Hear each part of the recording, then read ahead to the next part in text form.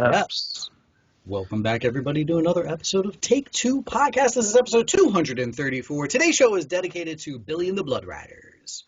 All right, folks, we have a gigantic show for you guys. We have 7 reviews, a couple of documentaries, a couple of first takes, and then a couple of movies. Our big one, of course, will be the Godzilla vs. Kong that just dropped over the weekend.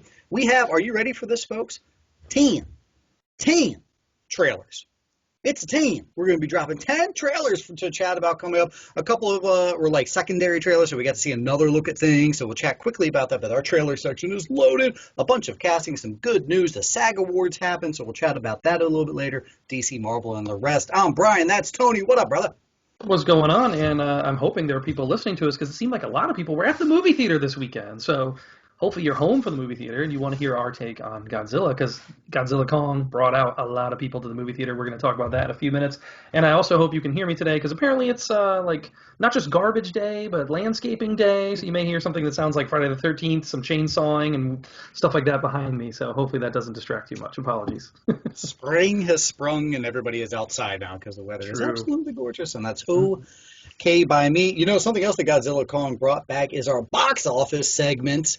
It hit so hard that we're going to be chatting about the box office in a little bit. So this movie is divisive from what I can say, but we will get there down the road. For right now, folks, what you need to do when you're done listening to us is go back in your feed. And Spotlight came out this weekend on Nicolas Cage. And we had a lot of fun chatting about it.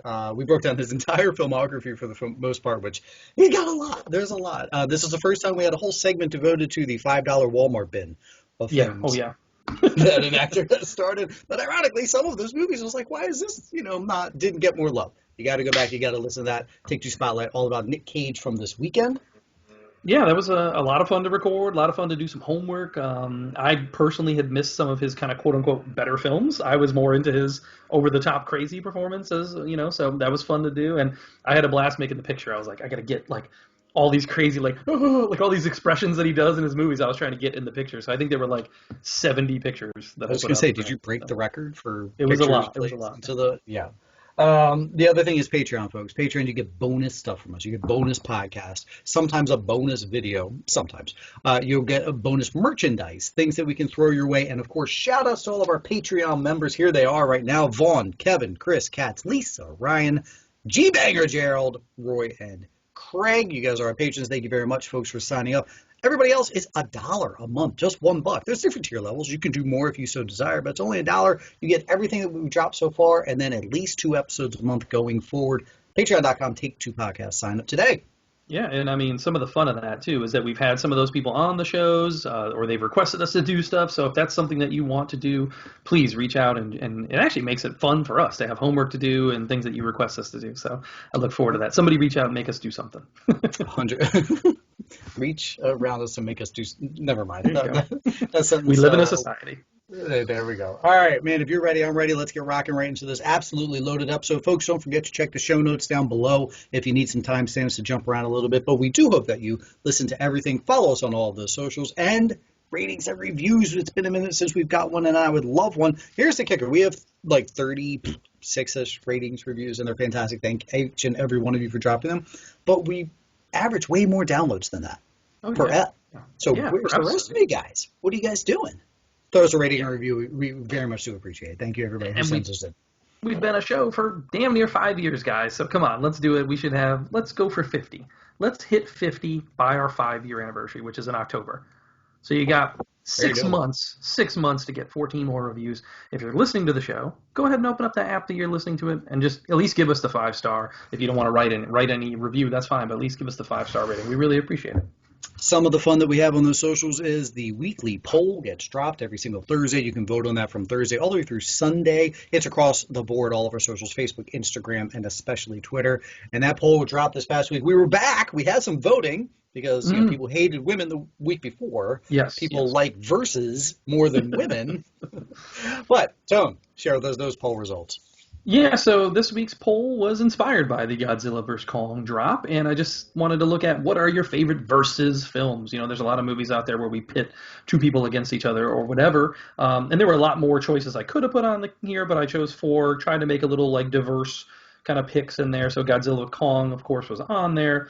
Batman v Supes, of course. Your superheroes had to be represented there. Sure. Freddy vs. Jason for our horror crowd, and then Scott Pilgrim versus the World. I gotta say I was a little surprised that won the Twitter poll. 35% Scott Pilgrim versus the World. So that movie, for being almost a box office flop when it came out, not a lot of people saw it, has only grown in its 10 years that it's been out now. I think it's got like a cult following, and I think people have gotten on that Edgar Wright train, and they really enjoy his movie. So Scott Pilgrim versus the World wins it with 35%. Batman versus Superman, 25% was second place, just edged out Freddy vs. Jason, which was our third place. And then Kong Godzilla came in last with 17%.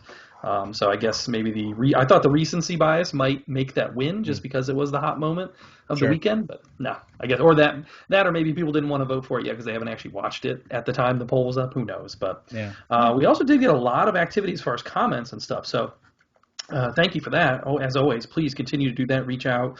Instagram, we had Super Movie Brother Dave reached out and he said Alien vs. Predator is kind of like a one that he likes more than others, guilty pleasure, if you will.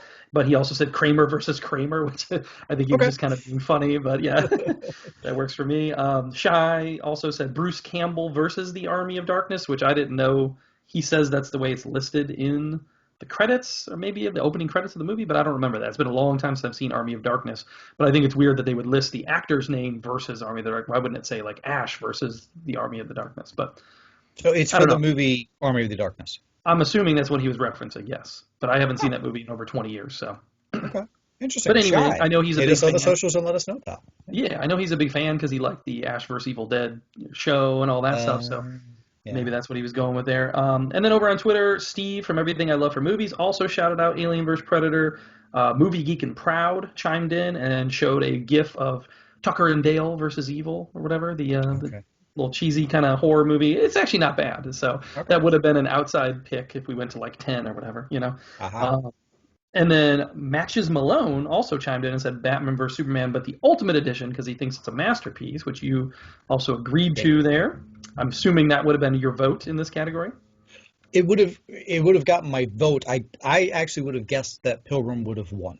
Oh, okay. See, I wouldn't have. And that was what I voted for was Pilgrim, but I assumed you voted Batman. So the one thing I was waiting for was to see, because I think you wrote on Twitter like Batman versus Superman. I was waiting for some dork to be like, well, actually, it's Batman v Superman, not versus. No, I put the V. Did you do the V? Okay. Yeah, all right. I just did the V. I made sure. I double checked. Okay, good. Just so we don't do that. And then lastly, we had Duty from the Shaken Not Nerd podcast also chimed in, and he said, damn, this is a good one. And I listened to their episode after he commented that, and they kind of had a similar discussion as well this week on their show when they were talking about Godzilla Kong and mentioned some of those movies. So thanks to everyone involved there. A lot of friends. I don't know, Matches Malone is kind of a new commenter. I've never really seen them comment before, but a couple other friends and fellow podcasters. So thanks for reaching out. It's a Batman villain, right? Matches Malone? Yeah, is it? Oh, maybe. I believe so. And then he voted for BVS. So I guess that would make sense, right? That's cool. Hey, new listener, hello, welcome. Hit us on the socials. Let us know you're listening. That is awesome. Again, every Thursday, check our social media and you can vote on all those polls and then share them with your friends. Say, hey, this is a good one over here. Give us their vote. For now, it's back, baby. How long will it stay? The box office results. I'm going to say not very long. I think this week, and then maybe we'll check back in another couple weeks, but this week was worthy of talking about it, I think, for sure. So, this week's box office, let me preface some stuff for you here. Obviously, number one was Godzilla vs. Kong. This movie, this weekend, made more than the last one in its opening weekend, and that's during a pandemic where half the theaters are still closed, and the movie's available to watch at home for HBO Max. So that, in and of itself, is already impressive. It's the best weekend since Onward released in March of last year with 39 million. So 386 days since we've had a box office over 50 million with everything combined, all the movies combined. We have not had $50 million worth of box office in over a year. So finally, this weekend did it. And that is Godzilla vs. Kong, like I said, beating all estimates, too. 48.5 million for the 5-day opening. That includes Easter weekend and all that. The 3-day total for just the weekend was 32.2. It had a 9.6 on Wednesday, an 11.6 on Friday, and a 12.5 on Saturday, which was actually the highest single day since the pandemic started. It was in over 3,000 theaters. So it averaged That's 10,000 awesome. per screen, which is awesome. Yep. And it's just, like I said, it's the biggest opening since the pandemic started. So I think this is good news all around. People were itching to get back in the theater now that they're Yeah. finally reopening. And this is still only like a little over half the theaters in America opening and still being restricted at that 25%, 50% capacity. Sure. So huge news. And like I said, having it available at home to watch as well. The film comes in with a 76 Rotten Tomato, or no, I'm sorry, 94 Rotten, or From no, audience. did I say that wrong? I said it wrong. 76 Rotten Tomato, 94 audience score. Audience. Yeah. Yeah, and then an A from Cinema Score as well. So it's doing well money wise. People are liking the film. Get this, it actually beat Wonder Woman 84's entire domestic box office in one weekend. No shoot. Yeah, Wow. Wonder Woman only made 45.9 in its whole run, Jeez. and that was just a couple months ago. So we've obviously turned the corner, somewhat. Theaters are reopening. They said this is the biggest concession sales they've had in over a year.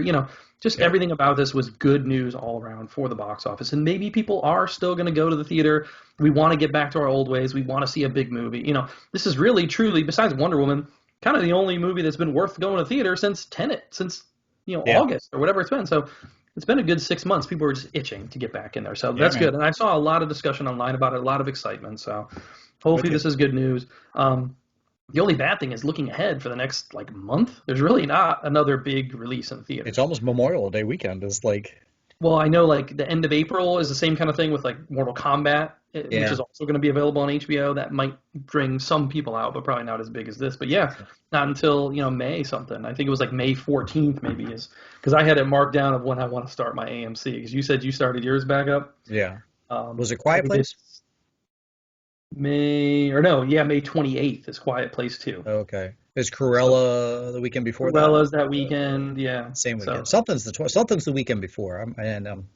Army of the Dead, but that's going to be on Netflix as well. Netflix. Yeah. The 14th we have Spiral, Those Who Wish Us Dead, and Women in the Window. That's on Netflix. But so give it another month or so. We're going to start getting some consistent films coming out, and then maybe we'll be able to do our box office weekly again. It'll be fun to get back into it.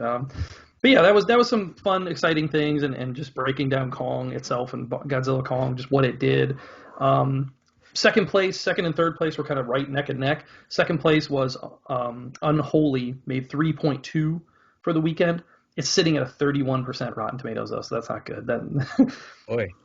Big weekend for Jeffrey Dean Morgan, though, because he just had the season finale of Walking Dead was all about his character Negan, and they did a prequel. They brought in his wife, actually played his wife on the show, and they did a whole prequel episode. So big weekend for him. Third place was Nobody. This is the Bob Odenkirk, John Wick-ish movie. I've seen good things. Looks good. I've heard some people review it and say, hey, this is worth going to the theater if you feel comfortable going to see it. So it made 3.1 for the weekend. It actually had a 10-day release, so 11.9 overall for its 10-day release, and it's 21.1 worldwide. And I think it was only a $15 million budget, so it's already made money, so that's good. Nice. And then 4 and 5 were kind of family kid stuff still hanging on. Raya, $2 million in its 5th weekend, and then Tom and Jerry, 1.4 in its 6th weekend. Both of those actually are not that big, still under 100 million worldwide. Yeah. So I'm intrigued to see, now that we're getting these releases, because Godzilla is actually, let me see, I wrote down the 121.8 last weekend overseas alone. Wow. And then another 115 this weekend overseas. So it's already at 285 worldwide. That's and crazy. It just released it. So this is an old school release. This is we're all back in the old pandemic days before a pandemic. So I'm excited about it. That's why I wanted to bring it back and talk about the box office. So hopefully you guys are too, and let us know if you feel comfortable and have headed out to the theater or not. Here it is, folks. Now we're going to chat about said movie of Godzilla vs. Kong. If you haven't watched it, we're probably going to talk as spoilery as we can in this type of a film. So hop ahead to the next spot. But here we go. Godzilla vs. Kong. All right. I'm excited to talk to you about this because I think this movie was decent, pretty good, but I'll say pretty good. How about that? Not great, but by no means bad. I will say out of the, 4 movies I think that have been released in this version of this, legendary monster verse, whatever they're calling it, I think this is still slightly less enjoyable than Kong Skull Island for me, but it would fall second. I think it's better than any of the other standalone Godzilla movies. So I enjoyed my time with it.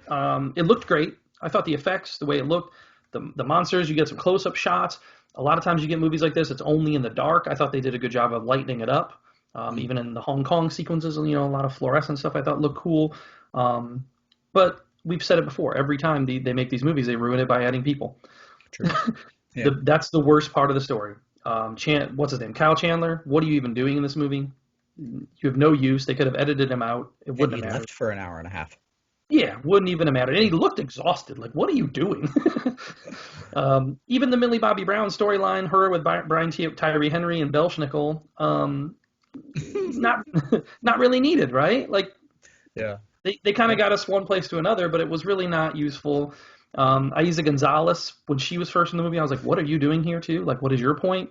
She finally had a purpose, like turned a little bit on us where we had a purpose with her, but overall the people suck. Just show me the monsters fighting, and that makes the movie enjoyable. What did you think about the opening credits that looked like a little NCAA bracket? Like, here's who they've beaten. Oh, yeah. I thought that part was fun and well-timed, with March Madness happening. Yeah, I'm low on it, man. Well, first off, Brian Tyree Henry, you owe us some copyright infringement because your podcast is TTP and our podcast is TTP. Want to tell us something there, pal? Huh? I thought that was the first thing I heard. He was like, the TTP podcast. I was like, do we have a co-host we don't know about? But either way, so I'm just echoing what you just said here with the humans. I was legitimately bored whenever the humans were on screen. I honestly was. And no discrediting to any acting performances, because I thought I didn't feel any parts in there were bad acting. I just honestly could not give a darn that Millie Bobby Brown was in that tunnel thing going to China, and then they were there, and then the little girl, she was great. She's the only one I would give. I would give her, okay, that was a good addition to the story, the sign language girl. Yeah, but then the monster fighting was great. That was fun. Like you said, they brightened it up so you could see the fighting. They went toe to toe. I thought this while it was happening, and I know you did, and then we saw the 500 memes about it, of the very obvious Martha scene when he's stepping on him. I was like, this looks exactly like BBS, like almost exactly to it. And then a bunch of other people picked up on that too, so I thought that was wild. Yeah, you're right. Kong Skull Island I went into with very low, what's going to happen here? And I came out like, you know what? That movie's not great, but I really enjoyed it. I had a fun time. This one, I'm like, you know what? The fight scenes were fun, but I don't know if I enjoyed watching this movie. The wife watched it with me. She checked out easily. She checked out big time. She was like, I'm so bored. I was like, all right, just watch the fight scenes at the very least. And then when they came around to the finale and to the big fight at the end or whatever, I felt a lot of people had said that early on. Like, if, this is what will probably have to happen in the end, is that they'll go this route, and then being the technology and whatever. But all the things you said about the visuals, this is where I'm like, crap. I had zero time this week. As you guys will notice, who does the majority of our reviews later on this show.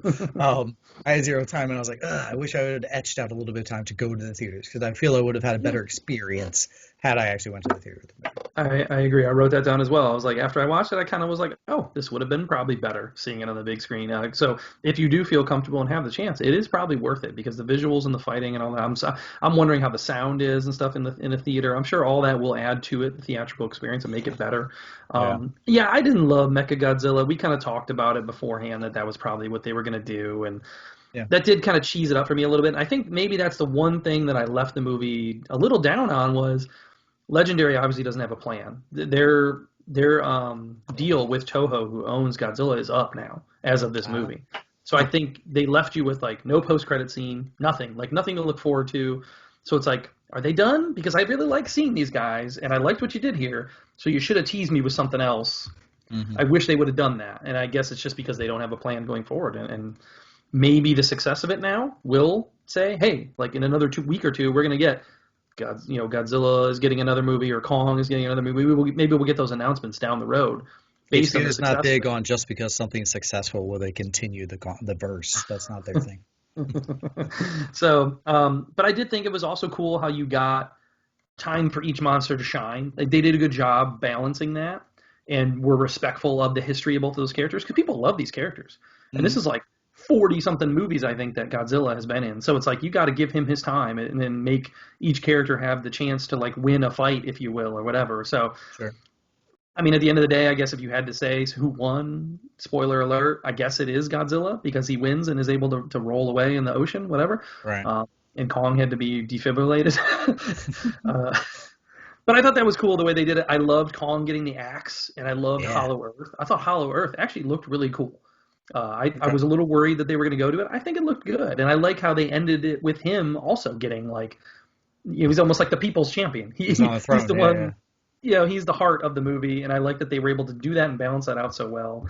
I will say I'm a little let down by the idea of going to Hong Kong. I mean, Godzilla started in Japan. It should be in Japan. Sure. And then also Kong is tied to New York historically. Like, why do we not go to New York at all? Like, we should have been in those places. This just shows China is where all the money is, and that's why they did it in Hong Kong, and they want that drive of that dollar for the box office. So that's a little bit of a letdown for me, but I'm kind of nitpicking because I am a fan of this historically, these monsters, and I've seen some of the really old shitty ones, So, I don't know. Going in, I would say watch it. If you're a fan of these things at all, it's decent. It's not bad. Sure. That's what I'll give it. I am also excited for Adam Wingard. I think he's a decent director here, and we already announced he's doing the Face Off sequel. And this week it was announced he's doing a Thundercats movie. So crazy. I'm kind of excited to see what he does next, and I think he did a good job. And I think it's also cool. This is something that Star Wars should take note of. Each movie in this series has been directed by different people, and they were all still able to make those characters seem seamless and work together. Yeah. How come you guys can't do it? There's a little Star Wars jab there. So many folks, shuddered at that Star Wars reference. Yeah. So there it is. I mean, it's weird because my not love of the film, I would normally say in the sentence, well, you've got it on HBO, watch it there. But I feel the sentence is, if you feel comfortable, go watch this in the theaters, because I think it will play better if you go see this on the big screen. Sure, but also that's kind of like a low risk thing. If you're kind of on the fence about it, just watch it on HBO. If you got it, So, all right, cool. There you go, folks. There's your Godzilla Kong. All right, we're gonna do a little double documentary action here, and this is all Tony. First up is gonna be Last Cruise. Yeah, I had mentioned this last week, I think, in the going forward that I was going to check this out. Only 40 minutes, HBO documentary. Right there, actually, is my biggest knock against it, is that it's only 40 minutes. Oh, okay. I wanted more. I wanted more of the story. I thought they could have done a better job getting a little more in-depth on it. But they did what they could with it. So this is the story of the Diamond Princess, which is the ship that was quarantined off the coast of Japan right as everything was kicking off with COVID-19. So these people went on a 2-week cruise on January 20th, and by the time they came back, there was already the first cases of corona, and they decided to keep everyone on the ship. Wow. Eventually, they stay on the ship for 6 weeks, I think it is. It's over a month to 6 weeks that they're stuck on the ship. 700 people eventually become infected with COVID on this ship, and 14 people died on the ship. So this shows kind of the inner workings. It's all... Well, most of the movie is just inner working stuff from people filming on their phones and stuff, like just interview or them doing their own little social media movies and stuff inside the room. Hey, we're locked in and whatever. So that's what most of the movie is that. And then also interviews now with the passengers that were related in those videos, like later on down the road, and recounting their experiences there. I got to say another big knock against this thing is I did not like most of the passengers that they chose to interview. They just seemed like selfish, whiny people, like complaining about the situation and whatever. And it's like, looking back now, there's a lot of things they didn't know at the time, and that's why it was handled poorly, I feel like, So you can't really knock them that hard for what they didn't know. They tried to do the best they could. They had to keep people in their rooms and then give them food delivered to their room 3 times a day, almost 3,000 people on the ship, and you got the crew delivering 3 meals a day to every room. So they never left their rooms the whole 6 months? They kept them in their rooms, and then they had the crew bring them food for the last couple weeks that they were there. Yeah. But then the crew, if you're familiar with the workings of a cruise ship and all that, they live in kind of tight quarters. They don't have nice rooms like you would if you went on a cruise. Right. So a lot of them share rooms. They're below deck. They don't have windows. Oh, man. So that's another thing that was now looking back is like, oh, well, a lot of these people were asymptomatic and passing it to each other, and they were living in rooms together, and they didn't even account for that stuff because they just didn't know how COVID worked yet. You know what I mean? Yeah.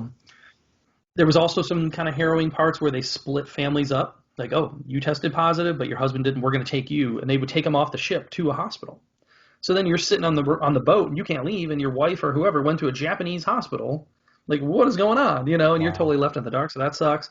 And then there was also near the end when they finally do get rescued, it's like the government comes in and basically rescues U.S. citizens and brings them home on like a military plane. So there's like footage of them like inside a military plane, just sitting on like folding chairs, and it's like loud as shit, and they're just like sitting there getting evacuated from Japan. So really a crazy story, and I'm glad that I was able to see a little bit of the inside of it, because I very ancillary kind of information that we got when it came out. I kind of remember the story, but it was cool to see this.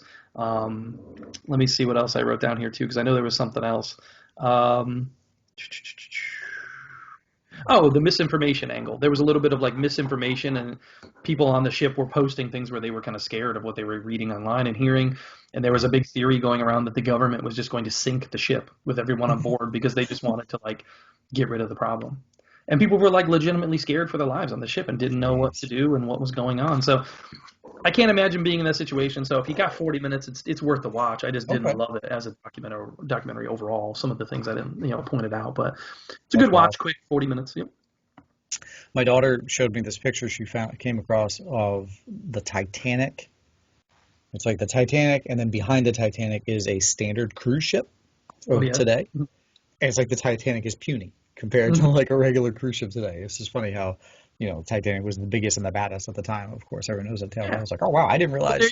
There you go. There's my comparison to it. The Titanic, the crew, like not a lot has changed. Think about how the crew lived on the Titanic. It's kind of like that still. So, check it out if you got time. 40 minutes. Round 1 of documentaries is done. On to round 2 with Tina.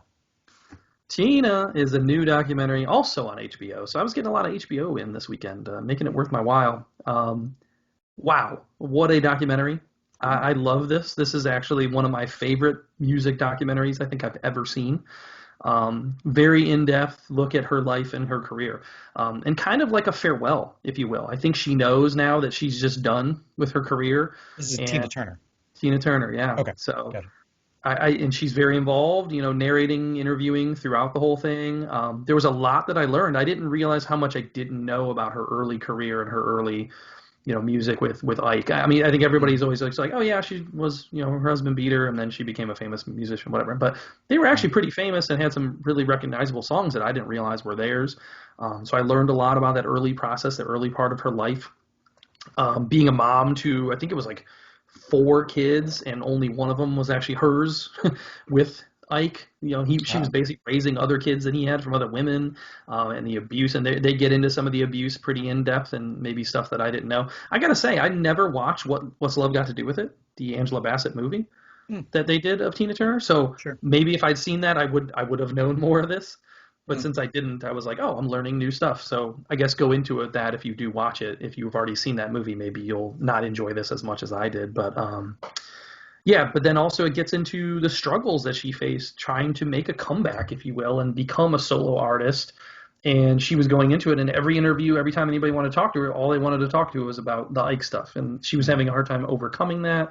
And then also just a lot of racism and stuff in the industry still in that time, in the early 80s even. She was almost dropped by a label, and there was actually, they play a recording in here of some record executive calling her an old N-word douchebag and saying, why did we sign this old N-word douchebag? And they like wanted to drop her from the label. I'm like, holy shit. Like, looking back, Tina Turner is considered one of the greatest singers in rock and roll history. She's in the Rock and Roll Fame, like storied career, but it's crazy to think that she had this struggle, going on.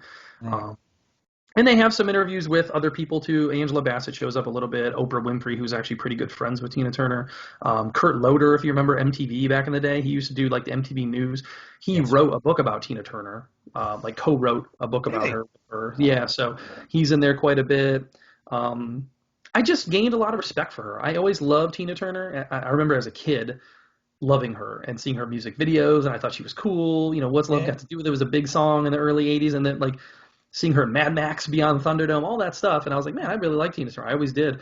But this made me feel so much more respect for her and how much resiliency she has and like what she went through to become such a big, music, pop, rock and roll icon, whatever she is. She really is everything.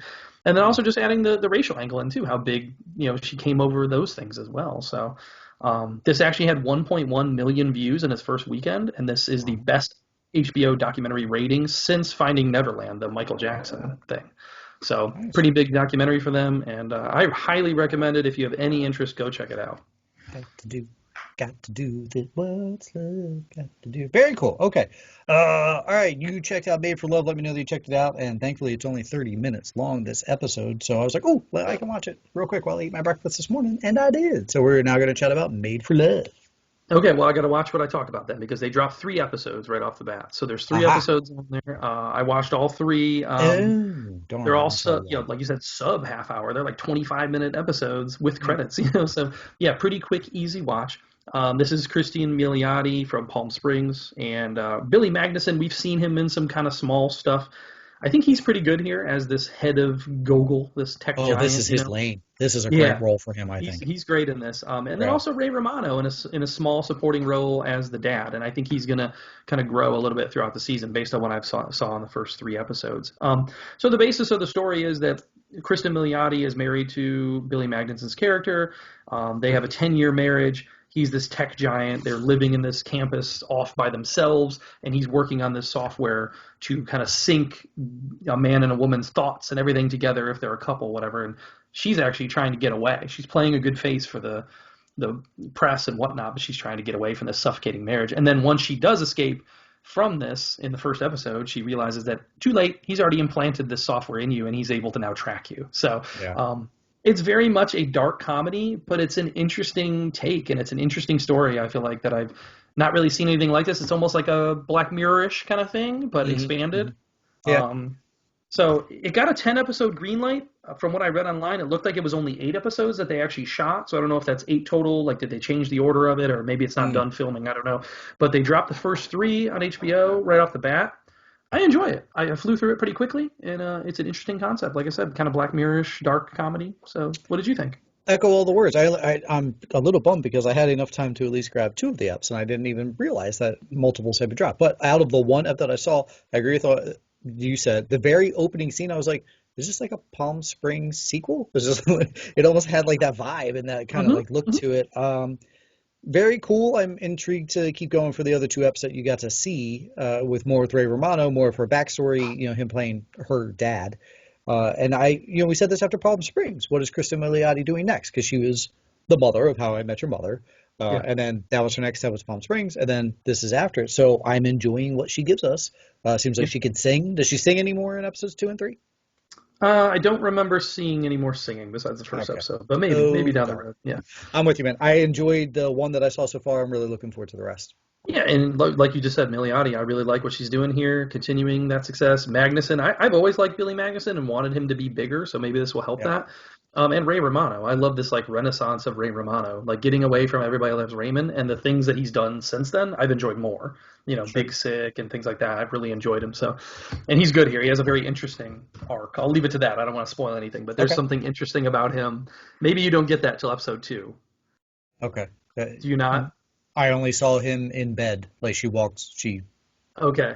Well, yeah, that storyline gets a little more interesting as it goes with episode 2 and 3. So you'll see more. But yeah, check it out, folks. It's pretty decent. Like I said, 8 to 10 episodes. I'm not sure. 3 are available real quick. HBO right now. Now time for a little Concrete Cowboy. Yeah, I'm actually sad you didn't get a chance to check out this one. But I will say my overall review is a little tepid on it. It's just like a 3-star movie for me. It's okay. I'd hoped it was going to be great. I was really going into it thinking it was going to have better things to it. It's a very interesting story. This is available on Netflix right now, starring Idris Elba, Caleb McLaughlin, who you know from Stranger Things, and Jarrell Jerome, who, of course, won the Emmy last year for When They See Us. So great cast right there. Method Man also in here does a pretty decent job. He's got some decent scenes in here of like real acting, so I was pretty impressed by him.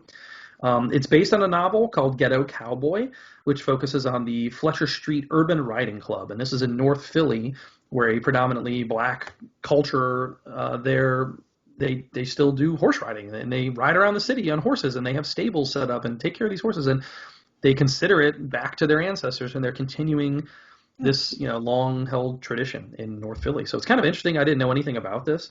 And it's kind of it makes it a unique take on the Western. It's like a modern Western that we really haven't seen in that way. So that's interesting. I didn't expect that kind of vibe of like a Western going into it. Sure. It's beautifully shot. There's some decent little action scenes. I really like the way that it was filmed in that way. It's almost like every scene is shot at dusk. I was like, is it ever morning or night? Like they always just have like these golden hour shots in this movie, and it makes it really beautiful. And it is a directorial debut, I believe, if I remember right. Ricky Staub is the director, so it's a directorial debut. He did like a short film before this, but not a full length. So kudos to the filming. I think it looks real nice. It looks similar to Nomadland. I think Nomadland had that same aesthetic. Okay. And that's the other interesting thing about this. I will also compare it to Nomadland. A lot of the real life riders from North Philadelphia are in the movie, not actors. They have most of the other, besides the people I mentioned, most of the other people in here are not actors. So that was also kind of cool and an interesting take. This debuted at TIFF in 2020, $10 million budget, co-produced by Lee Daniels. It's a father-son story, man, and just like a study of American subculture as well, which I like all the things that I'm saying. I just think that once I brought it together, I was a little bored or a little bit not like super involved in the story, which is a shame. It was just right there, and there was something missing that could have pushed it over and made it like a really good movie for me, but it just didn't. So at the end of the day, it's like a 3-star for me. It was a little tropey, maybe, I guess. Maybe that's what it was that bothered me. It's what you expect out of like father-son, we don't get along, and then we grow as the story goes on, one of those kind of things. So it's like you kind of expected the beats that you were going to get to some extent. Gotcha. But it has its emotional scenes, and it's a coming-of-age movie. This kid, his son, never really knew him, Idris Elba. So Caleb McLaughlin is the son. He had been living in Detroit with his mom and then gets sent to live with Idris Elba now, and he has never known him, so now they're learning about each other. I will say Caleb McLaughlin is the standout here for me.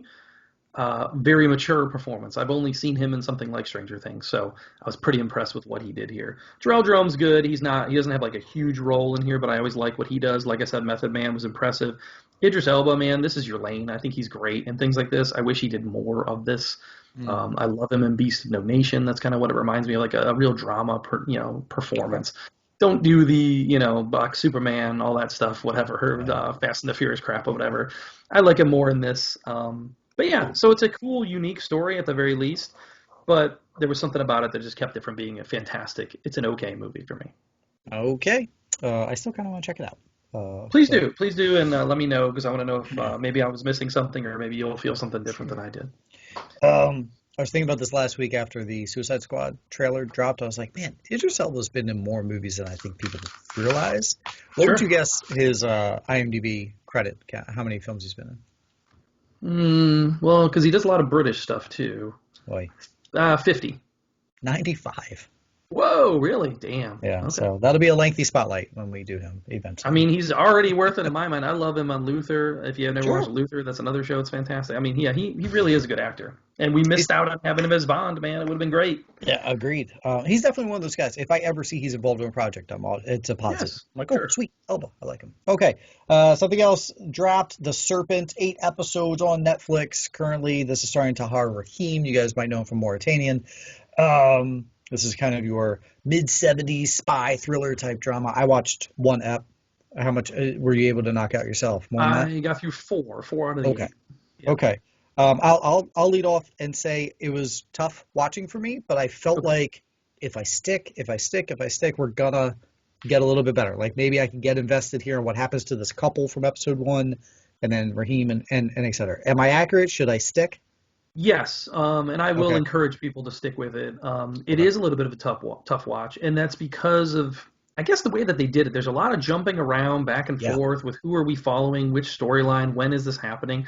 So you kind of do really need to watch, because they'll keep popping up like 3 months later, 6 months earlier, whatever, and it's like, okay, where are we? Like, you know what I mean? At least when I watched Lost, I heard the and I knew we were doing a flashback. Like, let me do that, So that I think is the bad part of the show, is I think the way it's filmed and the way it's done, it does make it a little hard to watch, or a little hard to keep straight what you're watching. Like you said, 8-part series, already aired in BBC back in January, February. So this is a co-production, and Netflix got the rights to show it here. It's based on a serial killer story. Charles Sabraj, he was operating in Thailand in the mid-70s. He's drugging and making these hippie tourists, kind of disappear, murder them, whatever you want to say. it's an interesting story right there that I never really knew much about. Hmm. So I'm glad that I'm able to kind of learn about this as we go. And I will say it did get a little stronger in the next Okay. couple episodes. If you've only seen one, please stick with it, I guess. All right. Um, it's also got a really cool soundtrack. Just because it's in the 70s, there's a lot of decent little songs that are dropped in there. True. True. This also solidified Tahar Rahim for me. I loved him in The Mauritanian. I thought he was snubbed. Should have got some maybe nominations or whatever for that. I think he's great in here, and I think he's doing a good job with this role. Um, you will continue getting more and more characters added to the story and building because you have kind of his wife, his friend, whatever involved. Then you have neighbors who get involved. You have this embassy worker who kind of falls upon it and becomes like an investigator into what's going on here because of one missing couple from the Netherlands. The embassy gets involved and now he's investigating. And I'm hoping that that will eventually lead to like this is how the guy got caught because of this one time he kind of slipped up or whatever. Ah, Uh, okay. so it's an interesting story. Like I said, I wasn't really familiar with it, and I love this kind of stuff, so I'm going to stick with it. But Okay. little bit tough up front, I think, for those reasons, just because the focus and the bouncing around of the timelines can be tough Yeah. to get through. Yeah. There's also a lot of like language shifting too. Like a lot of it's in English, but then there's French. There's different languages that kind of pop in and out. So it's like you got to pay attention to this thing. This Sure. isn't just a sit back and chill and watch your phone kind of deal. So He says to the one guy, he's like, "You're Dutch?" He's like, "Oh, I'm Dutch too, but a little muffled. And my mom was Pakistani, but when I talk, I sound French." And I was like, "You lost me. You're right. yeah, yeah. You're right. Yeah, the jumping. At one point, it was like 2 months later, 3 months earlier, 1 month later. I was like, "Well, wait, that's yesterday. Hang on. I How know. I are was we?" almost like, do I need to take notes? Like, Yes, it was Rubik's cubing me back and forth. But okay, yeah, like saying, it felt strong enough to stick, and I'm glad you forged ahead there and said that we shall. All right, last one. We're wrapping up. We're all done. Tony, you got to watch Bad Trip. yeah, this is another one. I highly encourage you to watch this movie. Ooh, okay. This is not even 90 minutes. I think it was 84 minutes on Sold. Netflix. Done. Okay, don't have to say anything else.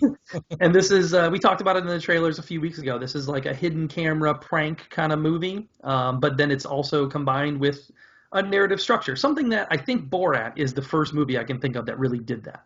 All right. You know, the original Borat kind of made a hidden camera prank idea, but gave it a narrative. You know, and then Sure. they also did it with Dirty Grandpa. You know, the Jackass guys. Yeah. So you have Jeff Tremaine in here as one of the producers, and he's involved in all that Jackass stuff. So I think he was kind of overseeing that aspect of it, this movie for them. But this is now with Eric Andre, Lil Rel Howery, and Tiffany Haddish. So this is almost like Jackass, but for the black, you know, African American crowd. Like we're gonna go that way with it, and involve that kind of humor in it in some extent. And I had such a blast with this. I Really? really thought it was hilarious. There were quite a few moments I was just chuckling to myself out loud watching it. It was way more fun than I expected, to be honest. And I'm not really familiar with Eric Andre. I don't know if you are. Mhm. He was a co-writer of this as well. He has his own show on Adult Swim that's been going on for a long time. So I guess he's Oh, kind of a comedian. I've never been familiar with him. So he was great. He was on Don't Trust the Bee. I did watch that. I don't really okay. remember him, whatever. But and then Lil Rel Howery, we of course know from Get Out, a Yeah. couple other small things he's been in. Good. And then Tiffany Haddish. That was kind of impressive to me that they were able to make Tiffany Haddish be able to do these kind of undercover comedy prank things on people, and they didn't know who she was. Like, She's I feel pretty like well if known. Tiffany Haddish came up to me on the street, I would know. Yeah. Yeah. I mean, they made her so her storyline in here, she's like an escaped convict though, so she's got like the cornrows and all this stuff. So I guess they made her look a little different than maybe what you would Ah, know her as expect. So maybe that's why it worked. And that's the basic story. So Lil Rel and Eric Andre, they're together. They want to make a road trip from Florida to New York. Eric Andre wants to go visit his high school crush that he has decided, I want to profess my love to her, whatever. So they take his sister's car, who is Tiffany Haddish, because she's in jail. But then she escapes from jail and she finds out about it and she's like, I want my car back. So now she's chasing them. So that's kind of okay. the setup, but they're going through America and doing little hidden camera prank things as they go. A lot of fun. Like I said, Borat-ish. There are two scenes I will mark down if you watch it. Um, the zoo, I'll just say the zoo is a All pretty right. memorable scene. And then I Okay. will say Chinese finger cuffs are also involved in a scene. Okay. And Okay. those two scenes, I think, really stood out for me where I was laughing out loud. I Nice. also thought it was cool that Ludwig Göransson was involved in the music, co-scoring this. Really? So he kind of gave that like nice, thick, like kind of urban beat that he brought to something like Black Panther to this movie. Yeah. Yeah, a lot of fun. Cool. 84 minutes on Netflix. I even have been watching stuff on Netflix with that little speed up as well. Uh-huh. So Yeah. Yeah. you can watch this thing in under an hour, and it's just a lot of fun and some good laughs. So yeah, check it out. I highly approve it. I think I also saw Shy watched it and shouted out how much fun he had with it as well. So he's also co-signing my positive review. Very nice. And before Craig yells at us, Dirty Grandpa was De Niro. Bad Grandpa was Bad Grandpa. Sorry, they're Same both thing. dirty. Bad. It's all the same. They're grandpas. That's Yeah. But you Dirty know we Grandpa would get is yelled at. bad. Yeah. You know And we bad get yelled Grandpa. at, Yeah. which is fine. Which I enjoy. Folks, do yell at us on all of the socials. Yes. At Take Two Podcast for Twitter. 434-602-1931 is the hotline. And then, of course, Facebook and Instagram. You can follow our pages there as well. And YouTube. We haven't mentioned that we are on YouTube. All of our regular shows lately have been on YouTube. And more will be on there as well. So subscribe to that today. We're going to take a quick breather and then be right back. Okay, so wife and I are house hunting. You know this. Some listeners, you might know that. We are right in the middle of the market. This market is nuts right now. We can't avoid selling. So we've been looking at houses while getting our home ready to sell. If anyone notices my background, it's a little barren because A little cleaner, yeah. Mm-hmm. I've been scaling down. All the Funkos are gone. Half the posters are gone, what have you. You gotta Because try and sell it that way, though. Be like, we have a podcast studio for a famous local podcast. The realtor came on. He's like, so you're going to put away all these mics and stuff before people come in? I was like, what? No, I guess. I was like, everyone's got a podcast these days, dude. Like, maybe they want those mics. We went into one house. Look at it. There's a stairwell going up to the attic, and the stairs are every other for your foot. So your left foot lands on a step. Where the next step would be, same distance for your next step, it's only big enough for your right offset. foot. Yeah. Yeah, so it's almost like you're on a stair climber at the gym, but those are how the steps go up. And we're like, what the hell? This is nuts. I'll send you the picture. Maybe you can put it in the picture for the show notes or whatever. But we were like, this is crazy. Go up. These people did a phenomenal job making use of their space. We leave. My wife sends a picture to her mom group that she chats with. And one of the girls says, holy crap, I'm on TikTok right now. And there's like Zillow gone wild on TikTok. Someone else is in the house doing videos of them drunkenly trying to go up and down these stairs. The exact steps of the place they were at.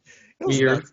It was crazy. Everyone's like, we got to ask these people, why did you do that with those stairs? Like, make them like that. When you walk on them, as long as you start with the accurate foot, you don't notice.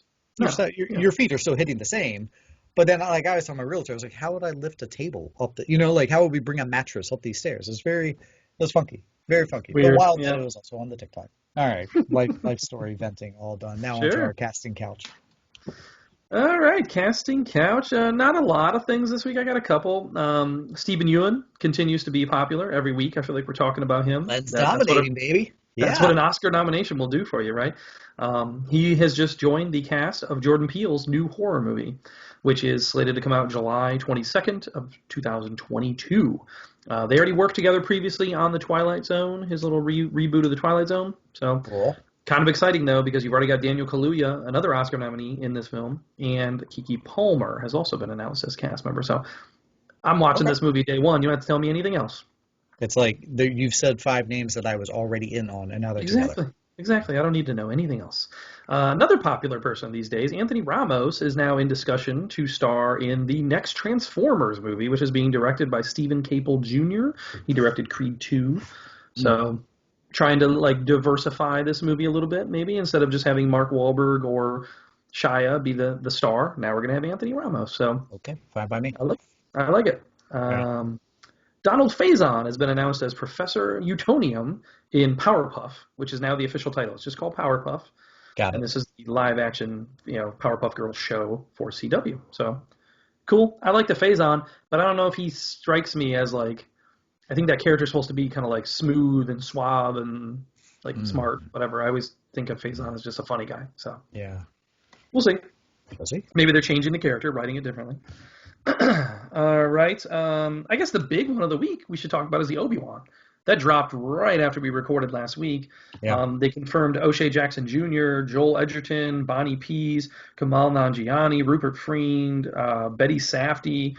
A bunch of people added to the cast. Obviously, that includes Owen and Beru Lars will be back.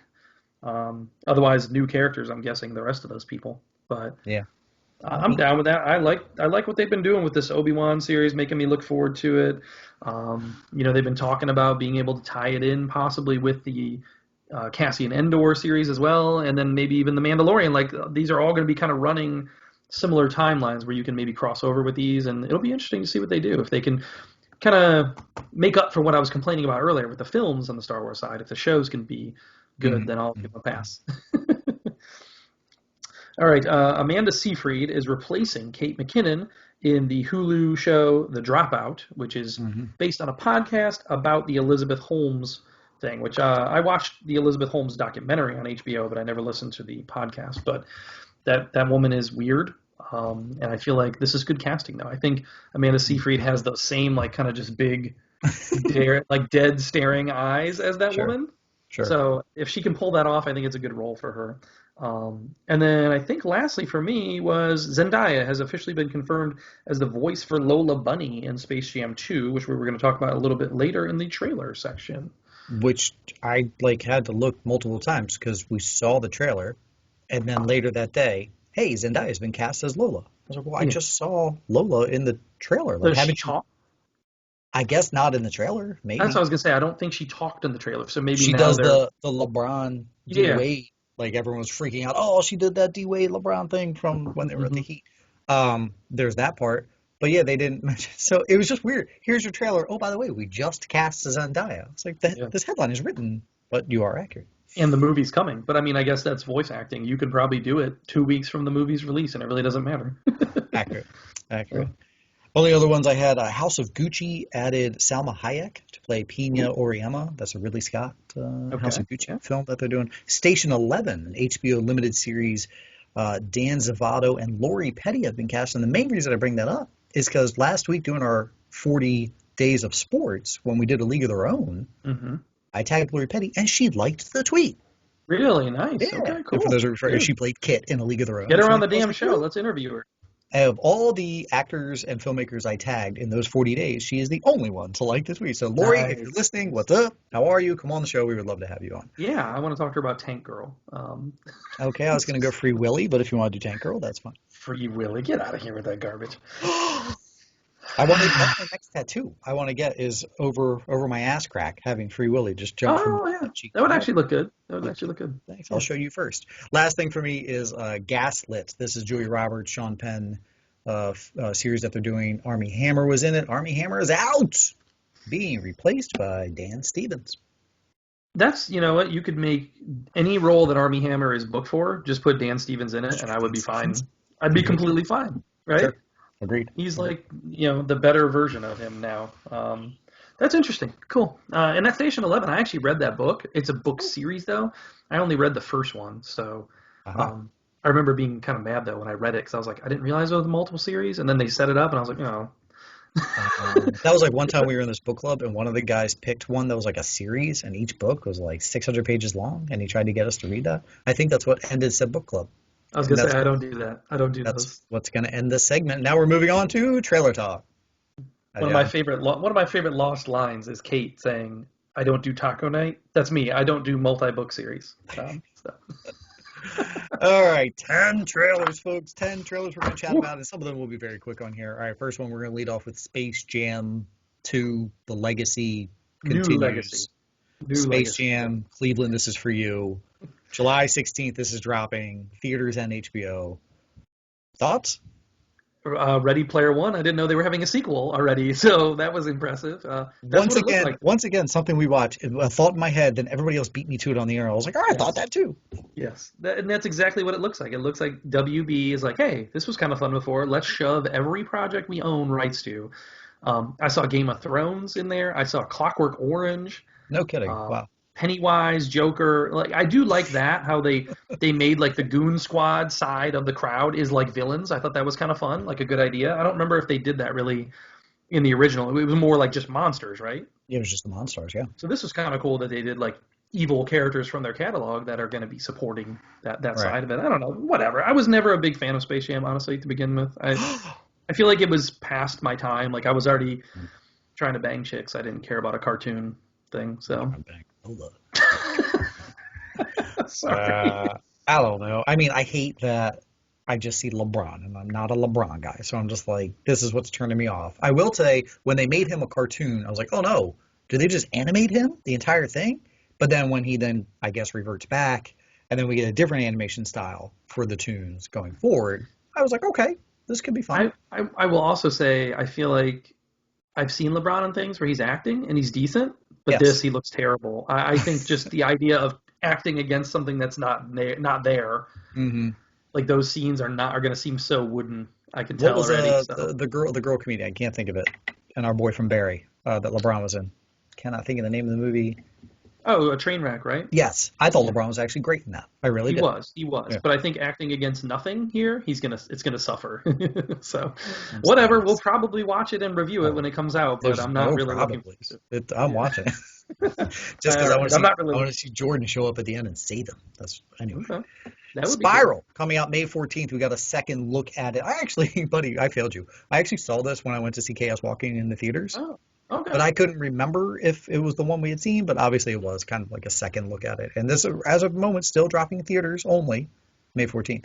Yeah, I think it's a better trailer. I think it Uh-huh. sells me a little bit more on the idea of it being tied to Saw. Like, I feel like the Hmm. first look we had of it, it looked like its own very unique thing. But this really does look like, okay, yeah, it makes sense how it's going to be a Saw movie. And they give you like a new voice, a different voice, a different mask showing up in there, a different doll. Like, so it's still Saw, but they're changing it up a little bit. And maybe that's cool. Maybe that's good. I gotta say, I don't know about Chris Rock's performance in the trailers. Hasn't really sold me on it. Yeah, Sam, I'm in for, and he looks good. But Chris Rock, something about him, I'm like, I don't know. I'm What with about you. you? Yeah, no, I'm with you. With the Fargo series, I thought he was good but not amazing, and I was Sure. struggling. And I feel it's almost the same path. Like he's doing a good job, but not getting me that over that hump Sure. performance. I still really want to see this. I'm in Yeah, big time on this. I'll I think check it it looks out. good. Sure. Yeah. All right, Black Widow, we got another look. This has got to be our final look, even though I wonder if they said, all right, we're going to push this back a little bit and let's chop up another trailer and give them like a totally different kind of angle here and drop Yeah. it this week. And that's why I wanted to talk about it. I thought it was worth talking about because it really does seem like a different angle of like, here's what the movie is really going to be about, and let's show you a little bit more Taskmaster. Let's show you maybe Taskmaster who's pulling the strings. They kind of showed that a little bit more of what's going on there. And I think just showing some more of the family, Florence Pugh, all that stuff. Like, we're gonna obviously see her more down the road, so why not start to stress that and show that? Right. I don't know. It's just something about that movie worries me. Like we already know her character died, so Which they how show are in they the gonna? trailer. But how are they gonna move it? How are they gonna do it in the Yeah. movie? Like how do you end the movie? Do you Right. end the movie setting up? Oh, we're gonna go fight this in Infinity War, or whatever, and like, oh, well, you guys know she already died in that. Like, how do you end the movie? I don't know. That's where I'm at. It's like, and Yeah. how are they gonna set up Florence Pugh now taking over? Like, where was she during all that Did then? she get snapped? Yeah, but she should have came back for the whole end sequence Yeah, then, then right? where was she then? We missed Where you was at her Endgame, on pal. on your left moment? Yeah, she didn't assemble like she was supposed Yeah, to. Yeah, I'm with you. I mean, to me, this trailer, they also said, hey, let's also remind people of like Black Widow's legacy. Like, they showed all the old Avengers. They showed the clip in Endgame. They showed all these things to kind of like heart greatest tug you, hits. like, remember how you felt when she died? Well, now you have to come back on board for this one. Um, I gotta say, I'm still a little on the fence about if I care to go see this in the theater or not. yeah, Um, or do I just pay the $30 and watch it? I don't know. I mean, at least it's being pushed off a little bit, so hopefully theaters will be in an even better situation come July, but we'll see. July 9th. Would you be more apt to see a theater, go to the theater for this, or go to a friend's house, split the cost of the $30, and said friend is vaccinated? No, I mean that would be even better. And like I told you recently, my daughter is really into this, and I always take my son to see these. So it's like Sure. $30 at home for me. I'm getting my money's worth. It's cheaper than going to the Would theater. you would go to a friend's house? Yeah, I'm just probably. trying to. Okay, I'm just trying to. Which would you feel more Because I don't comfortable know with? who the hell is going to be in the theater, and who knows Right. how much capacity the theater is going to be either at that point. So we'll see. Let's stick with Marvel. Just dropping today was a brand new Loki trailer. This drops on June 11th. I got to be honest, man. This is saving me, and this is WandaVision I absolutely loved. Falcon and Winter Soldier I'm kind of on, but then seeing this trailer, I'm like, ooh, okay, I'm back. I really want to watch this show. Okay. See, I'm enjoying Falcon and Winter Soldier, but I got to say, off the bat, Loki was the one I was looking forward to the most, more so than Wow. WandaVision or Falcon. That was the one that they announced. I was like, cool, man. I want to see what they do with him because I love his character. I think he's done a great job with it. And the trailer sold me. I was laughing. I was enjoying it. A lot more Owen Wilson in there and really trying to explain what they're doing here, explaining the time variance. I thought the part where they're like, you need to sign off on this. This is everything you've ever said. I thought that was kind of a funny scene. Whatever. Like, so there's going to be some humor. There's going to be some typical Loki, a lot of action. They showed a lot of action in the trailer as well. And it looks very kind of special effects heavy, really. Mm-hmm. So I was impressed with that. I cannot wait for this. And we don't have to wait that much longer. So I'm excited. Coming in June, baby. June 11th to your Disney Plus. Yeah. Coming in July 16th is Night House. Yeah, the only reason I really included this was Rebecca Hall. We haven't really seen Rebecca Hall do much recently. Not since the Prestige. And I know she directed a movie that's coming out that was just at the theater or the festivals, kind of making the festival rounds, Sundance and whatnot. So she's still out there. She's still working. And I think her inclusion in this raises this movie above like what could be a crappy direct-to-DVD horror movie or something like that. So it looks like it might be all right, and I'm excited to see her in something like this. I actually like this because the same day we got the Kong Godzilla poster with their like Godzilla was infused into Kong's fur or whatever, which I thought was one of the most best badass posters ever. But then also this poster, she's like reaching out and touching the face of someone's touching her, like the silhouette of someone touching. I thought the poster was pretty badass, and I was like, oh, yes, I must have missed that. I didn't see it, but it looks interesting. And I like Sarah Goldberg. I was trying to think of the other girl's name. She was in like what was it, Black Bear recently? We saw her, and and she's in Barry. You know, so I like her. I like the cast here, so it might be all right. I'm not getting my hopes up too high, but it might be all right. In theaters, that one's aiming for July. Let's stick with the scary movies. Things Heard and Seen. This is Amanda Seyfried, who we've mentioned a couple of times here. This is coming to Netflix April 29th. Yeah, so I'm wondering if this one obviously was in the can for a while, and now she has her Oscar nomination, so that's good. But based on a pretty popular book, is my understanding, and it looks similar. Like almost these movies look like similar movies in a way. But again, I like the actress involved. I'm down for this. April 29th on Netflix. Why not? If I'm going to get it right there, sure. Very, very thriller-esque. Very, I think I might jump on board with the lights on in the middle of the day and watch this. Well, and she's one of those actresses, again, that just doesn't work a ton. Same with Rebecca Hall. We don't see her a lot, but when I do, I usually enjoy her. I think we're about to with that Oscar nom. All right, how about April 30th? Coming to theaters, Percy versus Goliath. This is a weird one for me, but I'm interested. I like these kind of movies where it's like standing up to the man and like some kind of legal battle, like Aaron Brockovich or what was the one, Deep Dark Water. Yeah. Something like that. I got that kind of vibe from this. And Christopher Walken. I like Christopher Walken. And he used to do our show intro. He looks pretty serious in here. He did, didn't he? I forgot all about that. He looks pretty good in here. And then you got Zach Braff in there as well, doing some drama work. We don't really see him that often.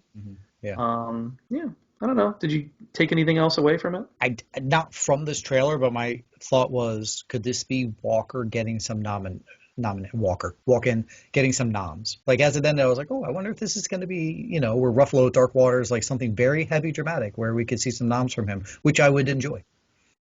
Could be. And I mean, I'm looking at it now. It's based on a real case where, Monsanto was taken to the Supreme Court over this patenting of their seeds or whatever. So that's interesting. Interesting case and something I didn't really know about. So I always like learning about stuff like that as well. So.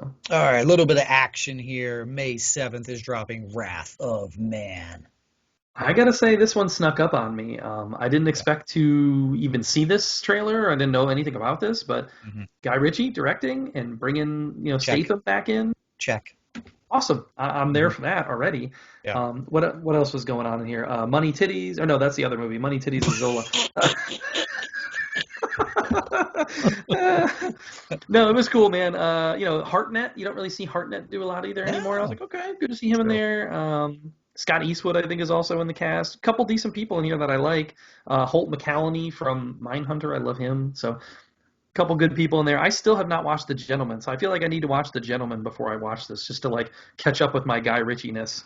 And usually I like Guy Ritchie. I think he usually has a pretty good track record. So I want to catch up on and watch this movie for sure. Catch up on your Hugh Grant renaissance that he's having right now too with the Gentleman. Wrath of Man. I almost turned this trailer off halfway through thinking, I'm in. It's You don't a need to see anything standard, else. Yeah. but I didn't, and it like added that little extra caveat. He's in an accident, something goes wrong, and then more of a revenge thing. So I was like, okay, it's a fun actiony movie, but there's a little bonus to that plot added Sure. to it. So 100% it. May 7th. This is right around the corner. I'm looking forward to it. All right, here's your titties, buddy. Talk to me about Zola. I almost wish this was titled Money Titties after watching the trailer. Now I was like, that would have been a perfect title, Money Titties. Sure. Our listeners haven't had a chance to listen to it yet, but on our Patreon, looking forward to 2021, this was on my top 10 list. This is like the big kind of indie movie that I was looking forward to this year. A24 release. I think this looks interesting, man. Like I said on that show, it's based on a series of tweets by this person. So talking about her adventures and the strippers, whatever's going on here. Riley Keough looks pretty good in the trailer. I like what she's doing here. And usually she's pretty reliable, anything I've seen her in. So I also like Coleman Domingo. He shows up in there as maybe like a pimp or something going on. Good people involved. Interesting story. I know it got a good response at Sundance, so I'm looking forward to it. This looks like a darker Hustlers. This looks like a grittier, like a more real, less tropey, less campy, like Hustlers, which we kind of enjoyed a little bit. But this, I'm like, ooh, and you mentioned film festival route. It hooked me in that realm. I did have to double check. I was like, I'm pretty sure Riley Keough's in this movie. And then after the trailer, I looked up. I was like, holy shit, that was her. Yeah. And I mean that in a nice way. Like she looks like she is about to give us a fantastic performance. June 30th, coming to theaters. And lastly, sorry, buddy, I didn't watch this one. Okay, well this is No, this is actually a second trailer for Bad Batch, and Bad Batch is the Star Wars animated series that we're getting on Disney Plus. If you watched the last season of Clone Wars, they introduced these characters who are clones who've been modified, so all of them have their own little distinct, powers or abilities or whatever. So it was a cool concept. I liked it on Clone Wars. It worked. Obviously, they were doing it because they had bigger plans for these characters. So you're getting them back, man. You're getting a full series of these guys. Crosshair, Hunter, Echo, Wrecker, and Tech. Those are the Bad Batch. The cool thing about this trailer, the second look at it, is they brought in a character that we recognize from The Mandalorian who has not been in animation yet. Ooh. So Fennec, who was played by Ming-Na Wen in The Mandalorian, really is in this show. So I think that's a cool thing to now we're going backwards and crossing in and bringing her in. And then also, what's his name? Saw Gerrera, who was previously in Clone Wars, then went into Rogue One on the live action side. He's back in this animated show. And then they introduce, and Grand Moff Tarkin is back, an animated version of Grand Moff Tarkin. Damn. So they really expanded the Star Wars-ness of it and what they're going to do with these characters and where they fit in the universe. They also introduce a character who is I think going to be the last of the clones kind of thing, like a child clone that they're kind of bringing along with them for the adventure and whatever. So I'm interested to see what their plan is for that character. But none of that had really previously been seen in any of the other trailers. So this was definitely an expansion and a new look at it. It's coming May 4th. That day sounds familiar for Star Wars fans. So May the 4th, you'll be able to watch Bad Batch on Disney+. There you go, folks. We hope you wrote all those down. If you didn't, and you're like, hey, what was that one that you guys had mentioned? Hit us up, man. Hit us on the socials. We have them written down, and we'll go over and we'll remind you guys, hey, we talked about this on trailers, and go check out said trailer. The majority, and I think you and I agree we should do this more, we put these on our socials, put these on the Facebook, on the main Facebook page. We try to share a lot of the trailers that we chat about here. So hit up those socials so that you can stay abreast of what we're talking about. And I'll do you one even further. If you see a trailer that we don't talk about or you want to share it, that's what our universe page is for.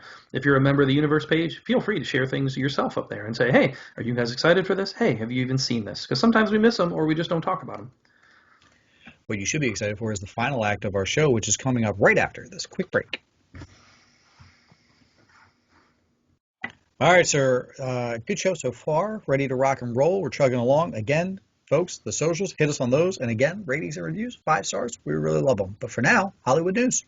Yeah. What a crazy show this has been, because we had 10 trailers, 7 reviews. The box office is back. And I want to kick off the news, I guess, with the SAG Awards. That feels like one of the bigger news things for the week. I know you actually watched it, I believe. I saw you were maybe tweeting from the show account. It was a 1-hour award show. Pre-tape. Right? And I was like, I'm watching this. This is glorious. Yes. I totally missed it. I didn't even know that was happening. So what did you think of the overall production of it before we get into the winners?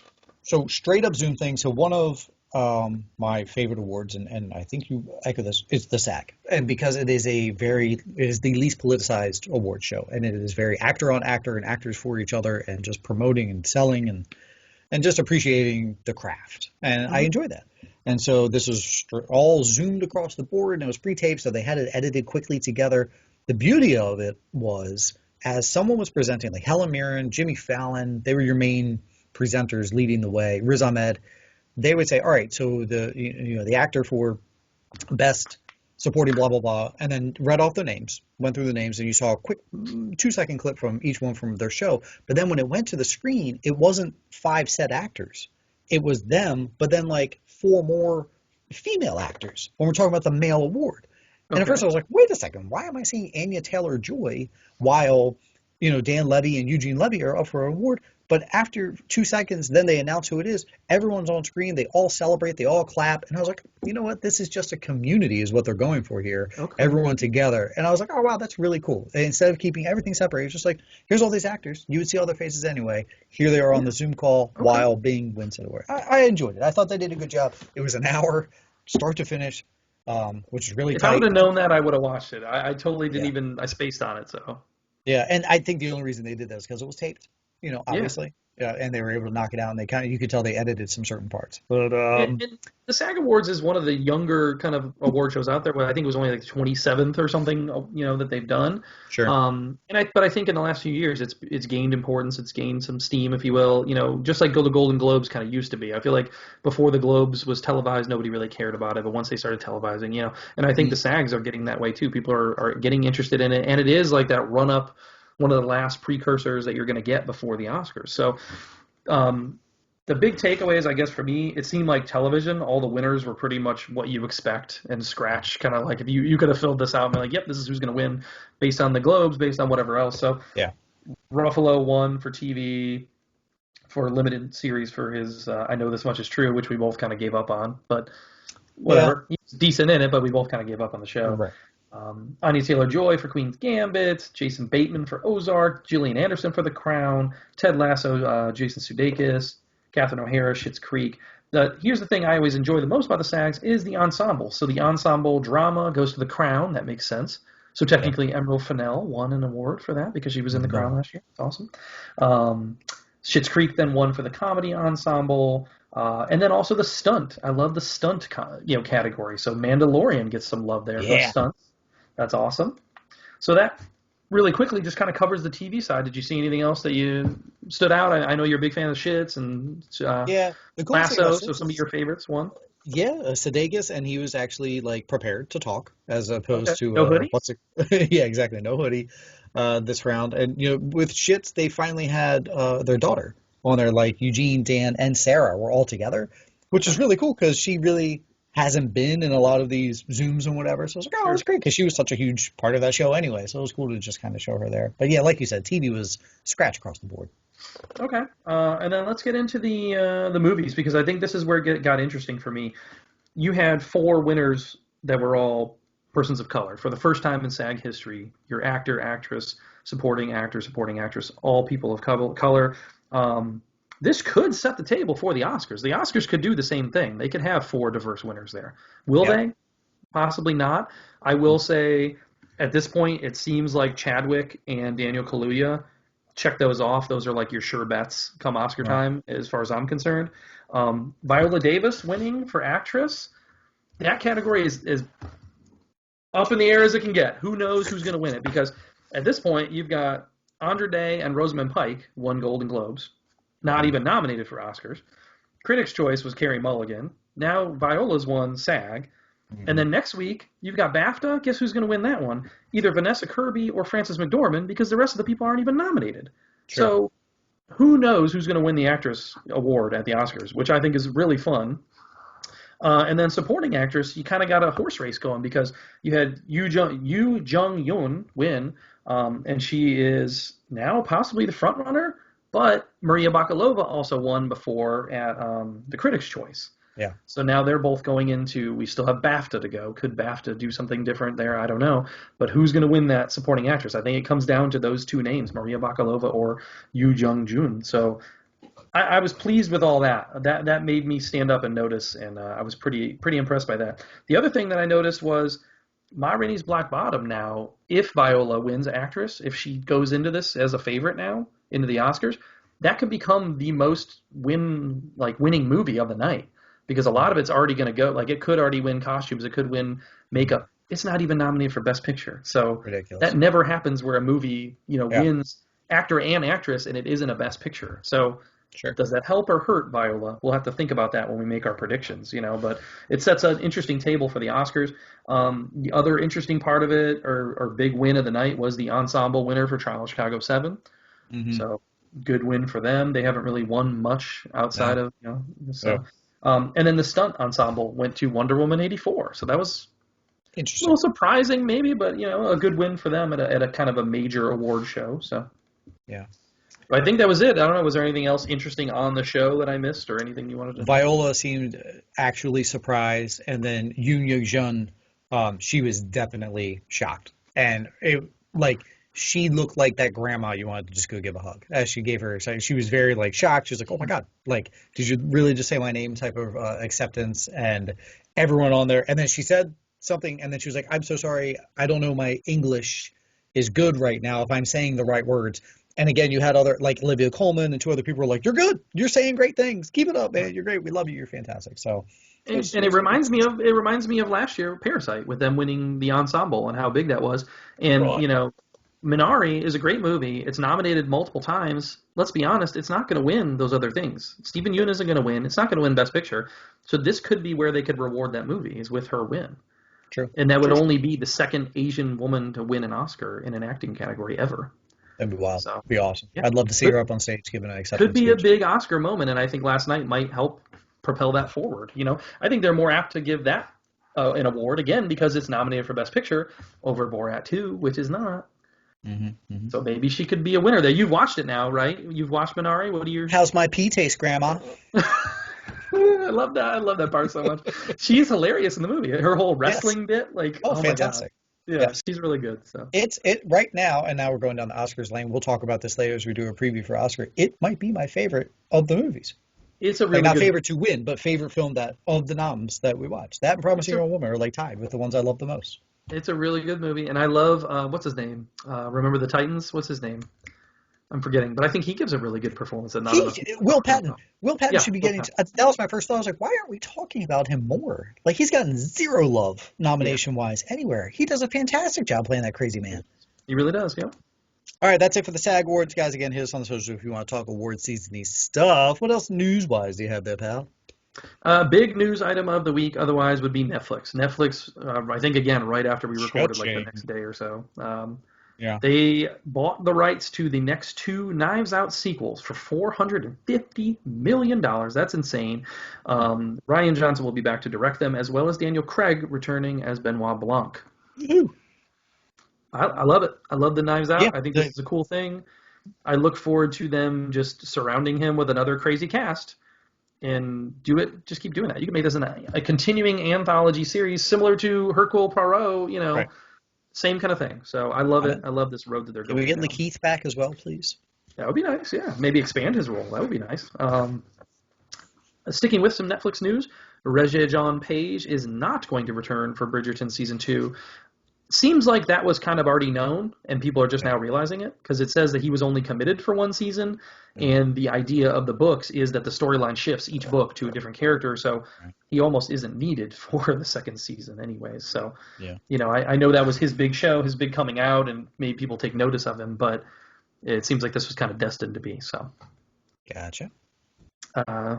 This is a little bit of a rumor here. I just want to talk about it. The Foo Fighters supposedly filmed a secret horror comedy film during the pandemic where they are doing a recording session in a haunted house and they become possessed themselves. Okay. So I'm down for that. I like the Foo Fighters, of course, but then their involvement. This sounds like Tenacious D, and they were involved with Tenacious D, something that they've done before. So probably down that same road and could be fun, whatever. Just wanted to shout that out. Sylvester Stallone put something online that he is working on a 1960s Rocky prequel series. He wants it to be 10 episodes and a few seasons. And on his treatment, he kind of focused on some defining moments of the 60s, the moon landing, civil rights, etc. So he wants it to be very much like Rocky Forrest Gump, maybe kind of thing. I don't know. Okay. Rocky went What do through you think all about of that? that while not becoming a boxer, like that Is it previous just going to stuff. be multiple fights with him and Spider Rico? Like, are we finally going to see that? Like, we never got to see those fights. Never broke his nose, though. Never once. See this nose? Never broke. There you go. All right. I think that is it, actually, for my regular news. Everything else I have is Marvel or DC. I only had three more things. One is American Gods officially canceled. There will not be a season 4. We kind of had heard that rumor, and that's official. Broadway, back open, sort of. Oh, Savion Glover and Nathan Lane were on Broadway. They went to St. James Theater. They did like a pop-up show type thing to raise money. About 150 people came, spread out, got to sit inside the theater, and they kind of made this as like a big to-do of like, here we are, folks. Again, people went to see Kongzilla in theaters.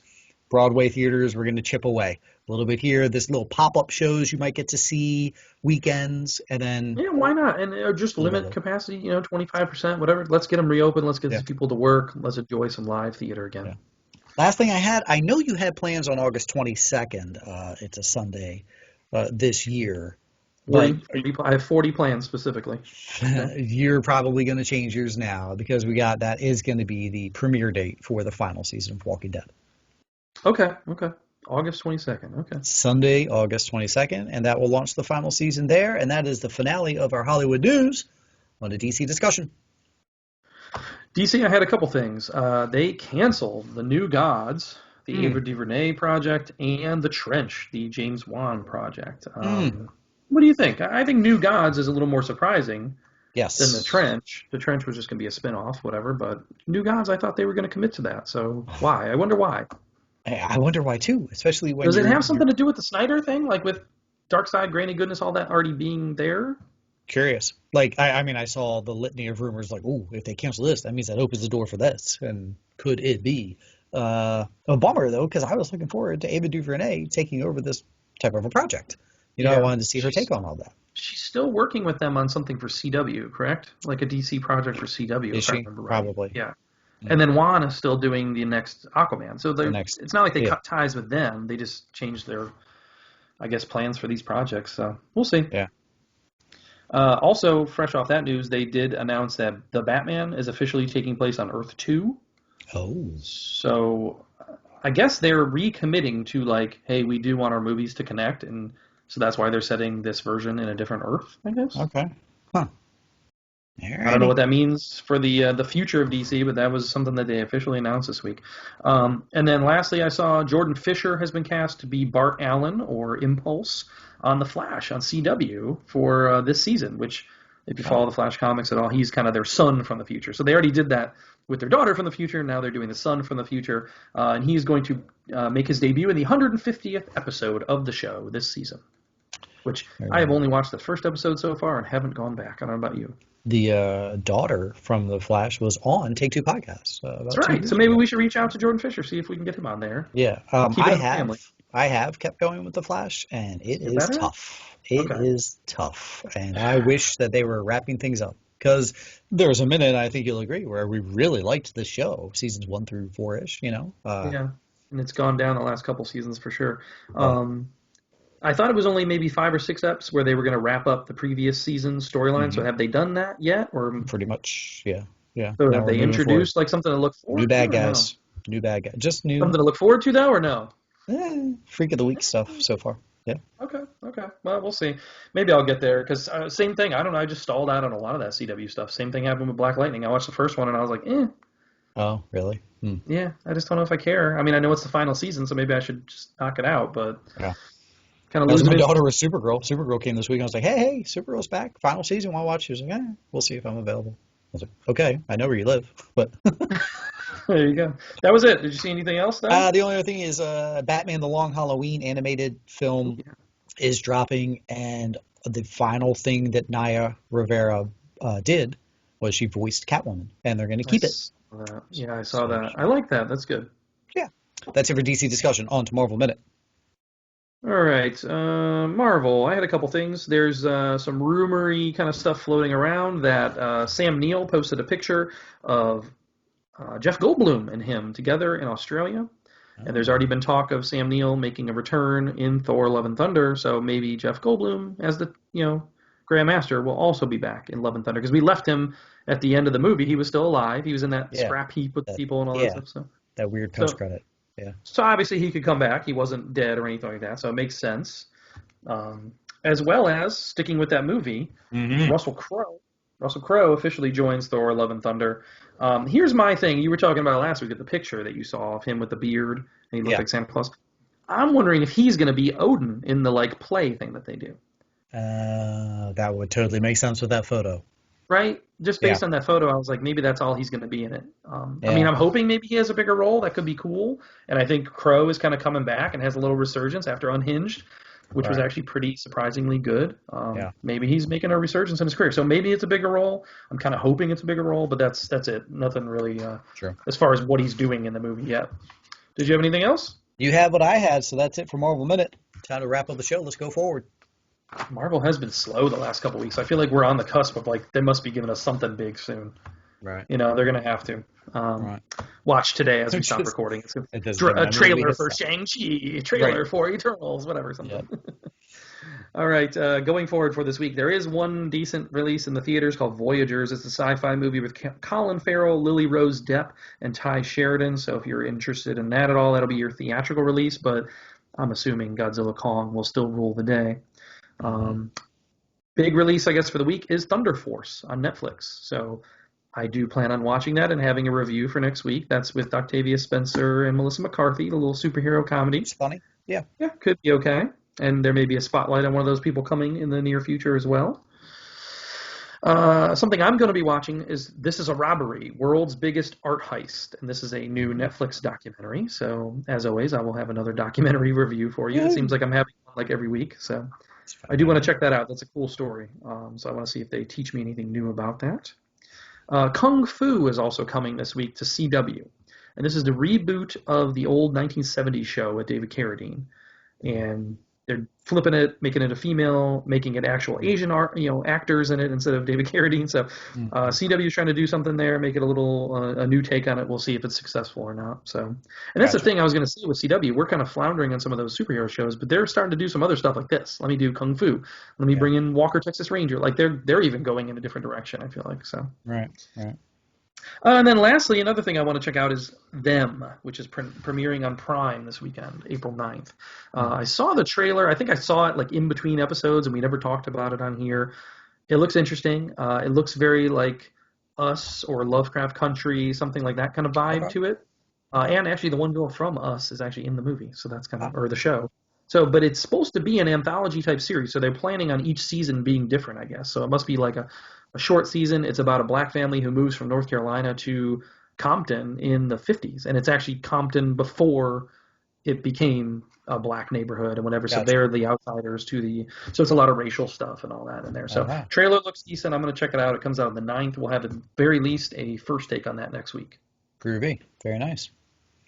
So that was Take Two podcast wise. On Thursday, folks, you will get your poll across all of our socials. If you don't follow our socials, what are you waiting for? Jump on Twitter, Facebook, Instagram. If you're on Facebook, you have both our regular page, Take Two podcast page, but then there's also the Take Two Universe. That's that group page that's more interactive, and fans, you get to chat amongst each other as well as us on that Facebook page. So join all of them across the board.